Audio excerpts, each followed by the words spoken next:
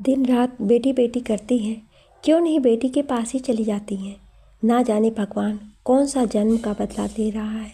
कितने घरों में बुढ़े लोग शांति से एक कोने में रहते हैं, पर मेरे घर में तो रोज़ इनकी वजह से हंगामे होते हैं। एक बेटे के घर की बहू बनना भी मानो पाप हो गया। दिन रात बस बनाकर तीनों टाइम खिलाओ और मुंह पर बेटी का नाम रहता है। सुनीता अपनी सास सुमन जी को सुनाते हुए कहती है। सुमन जी बोली, बहू, जब तुम इस घर में आई थी हमने तो बेटी जैसा ही तुम्हें प्यार दिया था। किस बात की कमी रखी जो आज तुम हमारे साथ ऐसा व्यवहार कर रही हो। अगर कोई बहू अपनी सास को माँ समझे तो क्यों कोई सास अपनी बेटी को याद करे। देखो मेरी चादर कैसे फट गई है। क्या तुम अपनी माँ को ऐसी फटी हुई चादर सर्दी में ओढ़ने को देती। सुनीता बोली, जितनी औकात हो उतनी ही चादर फैलानी चाहिए। जब बाबूजी अपना पेंशन बेचकर नीता ननद की शादी में खर्चा कर रहे थे तब आपने नहीं सोचा कि आगे चलकर किसके भरोसे रहेंगे। अरे एक बेटा और पोता है, कल को मुखाग्नि भी वही देगा। उसके बारे में तो सोच लेती, पर नहीं, आपको तो सब बेटी को देना था, तो चादर भी बेटी से ही मांग लो। इतना कहकर सुनीता वहाँ से चली गई। तभी सुमन जी के पति किशोर बाबू अपना चादर सुमन जी को उड़ाते हुए बोले, आज बहुत गर्मी लग रही है, मुझे लगता है तुम्हें सर्दी लग रही होगी, तो तुम इसे अपने पास रखो। सुमन जी के आंखों में आंसू आ गए और वो बोली, सुनो जी, क्या इसी दिन के लिए लोग बेटा मांगते हैं। महेश भी बहू को कुछ नहीं कहता, हमारे बात तो सब इनका ही है। फिर आखिरी समय में भी ये हमें ऐसे दिन दिखा रहे हैं। क्या यही होता है बेटे बहू का फ़र्ज़। किशोर बाबू बोले, ज़रूर हमने पिछले जन्म में कोई अपराध किया होगा, तभी हमें ऐसी औलाद मिली है। तभी महेश आकर बोला, औलाद तो आपकी अच्छी है, पर आपके चाल चलन ठीक नहीं है। माँ, अगर इतनी ही सर्दी लगती है तो घर में बैठो, क्या ज़रूरी है घर से बाहर निकलने की। मेरी शादी के वक्त आपने दहेज लेने से मना किया और अपनी बेटी को भर भर के देकर विदा किया। उस वक्त आपने नहीं सोचा कि बुढ़ापे में बेटा करेगा कि बेटी। अब जो किए हो उसे भुगतना भी तो पड़ेगा ही। किशोर बाबू बोले, बेटा हमारी उम्र हो गई है, पुराना हीटर भी ख़राब हो गया है, बस एक रूम हीटर हिला दो। महेश बोला, अभी मेरे हाथ बहुत तंग है, अगली बार सोचूंगा। सुनीता, एक अदरक वाली चाय अच्छी सी पिला दो, सर्दी लग रही है। किशोर बाबू बोले, बेटा अगर तुम्हें पैसों की दिक्कत है तो गांव वाली ज़मीन का एक टुकड़ा हम बेच देते हैं, कम से कम अपनी ज़रूरतों का सामान उसी से ले लेंगे। क्यों सुमन, क्या कहती हो। सुमन जी कुछ कहती उससे पहले ही सुनीता अपने पति को चाय देते हुए बोली, बाबूजी, उम्र हो गई है परंतु अकड़ आपकी नहीं गई है। किशोर बाबू बोले, बहू, जब हमारे लिए इस घर में कोई सोचने वाला ही नहीं है तो हमें ही कुछ ना कुछ तो सोचना पड़ेगा। देखो कितनी सर्दी पड़ रही है और तुम हमें एक चाय भी नहीं दे पाती, तो अपने ओढ़ने बिछाने का इंतज़ाम तो हमें खुद ही करना पड़ेगा। महेश गुस्से में बोला, कैसे बाप हैं आप जो अपने बेटे के खाने पीने पर आपकी नज़र रहती है। सुमन जी बोली, महेश ये क्या कह रहे हो। जिसने अपने मुंह का निवाला तुम्हें दिया वो तुम्हारे खाने पीने पर नज़र रखेंगे। हे भगवान, ये सब सुनने से पहले मर क्यों नहीं गई मैं। महेश बोला, मरने के बाद भी मैं ही काम आऊँगा, कोई दूसरा नहीं, याद रखना। इतना कहते हुए महेश अपनी चाय लेकर कमरे में चला गया। रोती हुई सुमन जी को देखकर किशोर बाबू बहुत दुखी हुए और बोले, सुमन, जिस बेटे के लिए हमने नंगे पैर ना जाने कितने मंदिरों के दर्शन किए, आज वो अपना फर्ज इस तरह निभा रहा है। क्या हम अपने साथ इन्हीं यादों को ले जाएंगे, या जीवन के अंतिम क्षण भी बेटे की हाथों ऐसा अन्याय लिखा था तो अब जीने की कोई इच्छा बाकी नहीं रही। दोनों की आंखों में आंसू भर गए और वो एक दूसरे को सांत्वना देने लगे। कुछ महीने बाद महेश को अपने व्यवसाय के लिए कुछ पैसों की ज़रूरत पड़ी, तो एक दिन बाजार से वो जलेबी लेकर आया और सुमन जी को देते हुए बोला, लो माँ, गर्मा गर्म जलेबी है, खा लो। और आपका हीटर ख़राब हो गया था, उसे ठीक करने के लिए बिजली मिस्त्री को बोल दिया हूँ, और कोई डिमांड है तो अभी बता दो। सुमन जी मुस्कुरा कर बोली, बेटा जब तुम ऐसी बातें करते हो तो कितने अच्छे लगते हो। ना जाने किसने तुम्हें बदल दिया, क्योंकि तुम तो ऐसे नहीं थे। जब तुम हुए थे हमने कितने सपने देखे थे कि बेटा बड़ा होगा, अपना फ़र्ज निभाएगा और हमें किसी बात की दिक्कत नहीं होगी। महेश बोला, माँ आपकी यही आदत अच्छी नहीं लगती। सामने जलेबी है लेकिन आप सपने देख रही हैं। किशोर बाबू बोले, सुमन सही तो कह रहा है, तुम्हारे लिए जलेबी लाया है तो मुंह मीठा करो, क्यों कड़वी बातों को याद करती हो। महेश बोला, बाबूजी उस दिन आप किसी ज़मीन के टुकड़े की बात कर रहे थे। मैं तो कहता हूँ गांव की ज़मीन बेच दीजिए, तो इस सर्दी में आपकी ज़रूरत का सामान भी आ जाएगा और मुझे भी कुछ पैसों की ज़रूरत है। किशोर बाबू हंसकर बोले, बेटा जब तुम जलेबी लेकर आए मैं तभी समझ गया कि कुछ ज़रूर तुम्हें हमसे कुछ चाहिए, वरना सालों हो गए एक मीठे बोल तो तुम बोल नहीं पाए। आज अपने माँ बाप को अपने लालच के लिए घूसते रहे हो। ऐसे भी हमारे मरने के बाद तो सब कुछ तुम्हारा ही है, बस जीवन के कुछ साल बचे हैं, वो हम तुम्हारे साथ प्यार से गुजारना चाहते हैं। क्या इतना कर पाओगे। महेश गुस्से में बोला, आप लोग प्यार की भाषा समझते ही नहीं हैं। सही कहती है सुनीता, कब्र में पैर लटके हैं परंतु अकड़ खत्म नहीं हुई। आपको क्या लगता है आप अगर ज़मीन को नहीं बेचेंगे तो मैं नहीं बेच सकता? क्यों अपने जीवन को नर्क बनाना चाहते हैं। इतना कहकर महेश चला गया। सुमन जी बोली, आप बिना कुछ पैसों के लिए क्यों उसका मन दुखी कर दिया। जब सब कुछ उसी को ही देना है तो एक बार मैं क्यों नहीं दे देती। किशोर बाबू बोले, सुमन यही तो हम माँ बाप गलती करते हैं, बस ये सोचकर कि बेटा बुढ़ापे की लाठी है और अपना सब कुछ उन्हें सौंप देते हैं। बस एक ख्वाहिश लेकर कि हमारे अंतिम समय में यही बच्चे हमारे काम आएंगे।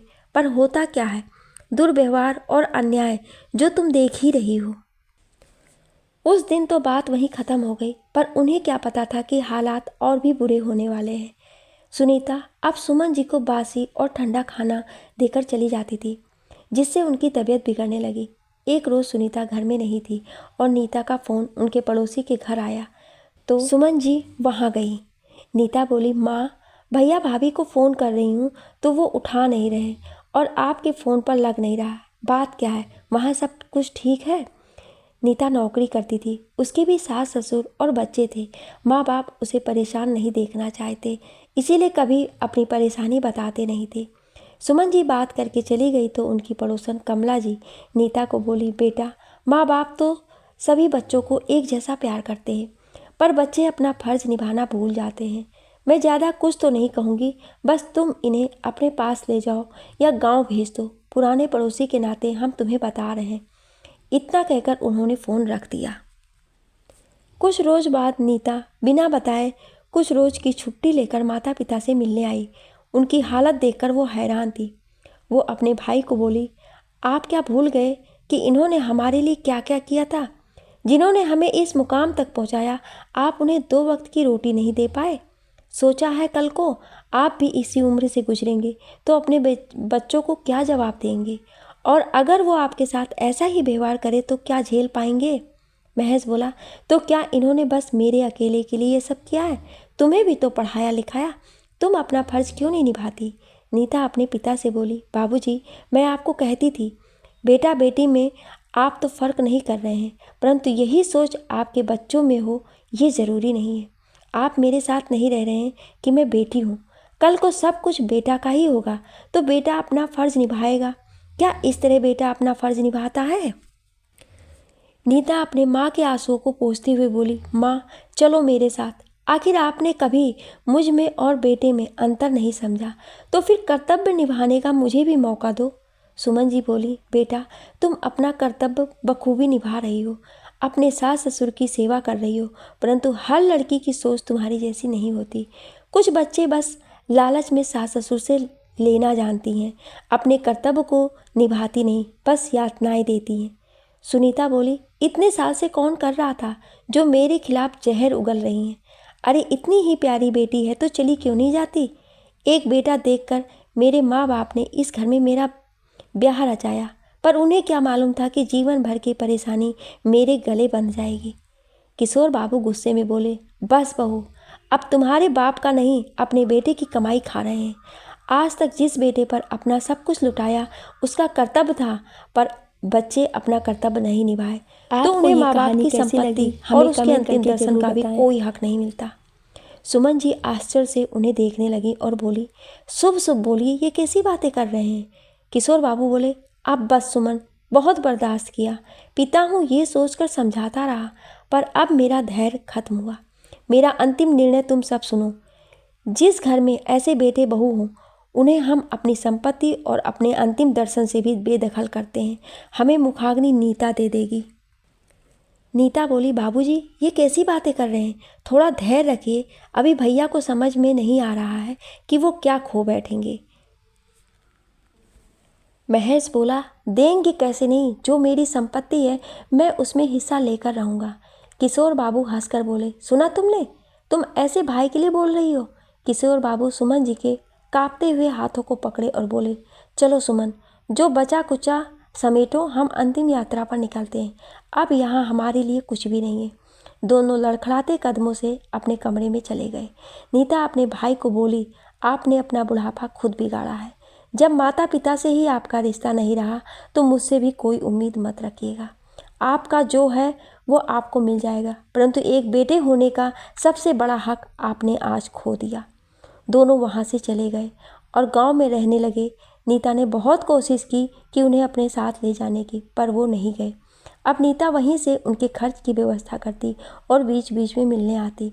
अपनी पुरानी कड़वी यादों को वो भूलने की कोशिश कर रहे थे और वहाँ समय बिता रहे थे। इधर महेश अपनी आदतों के कारण हर किसी से बैर मोल ले रहा था। धीरे धीरे उसकी हालत बद से बदतर होने लगी। एक रोज़ सुनीता बोली, पता तो कीजिए, शायद आपके माँ बाप जिंदा भी हैं कि नहीं। अगर मर गए होंगे तो कुछ ना कुछ तो हमें दे ही गए होंगे।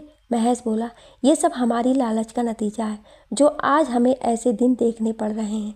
समय बीता, फिर सर्दी का मौसम आया। मन के घाव बहुत दर्द देते हैं, जो कभी कभी असहनीय हो जाते हैं। एक दिन दोनों सोए तो सोए ही रह गए। जब नीता को इस बात का पता चला तो वो आई। किशोर बाबू ने अपना सब कुछ 3 हिस्से में बांट गए, एक अपनी बेटी और एक हिस्सा अपने पोते के नाम और तीसरा हिस्सा उन्होंने वृद्धाश्रम के नाम कर दिया। उस वसीयत में साफ साफ लिखा था कि मेरे मरने के बाद मेरे बेटे बहू को मेरे अंतिम दर्शन भी ना हों और हमें मुखाग्नि हमारी बेटी देगी।